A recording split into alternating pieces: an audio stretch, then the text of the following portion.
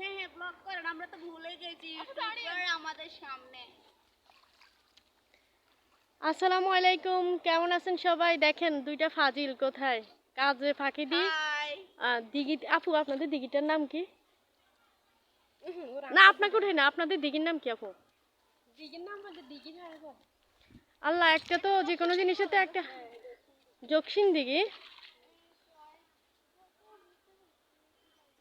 আমরা একটা নতুন জায়গায় আসছি, একটা কাজে আসছি। তারপর শুনলাম যে এখানে একটা দিঘি আছে বিশাল বড়। অবশ্য এখন পানি শুকিয়ে গেছে, তো আমরাও দেখতে আসছি। আর দেখতে আসার পরে এই যে দুইটা ফাজিল দেখছেন, এরা দুষ্টামি করতেছে।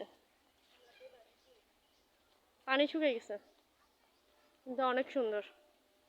এই দিঘিটা নাকি 3 বছরের জন্য কি বলে লিজ দিয়েছে 43 লাখ টাকা।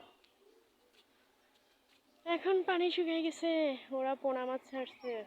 খুব সুন্দর। ওই পাশে ওই যে দইঞ্চা বলে, যে দইঞ্চা ফেলছে, অনেক সুন্দর। ও আমার তো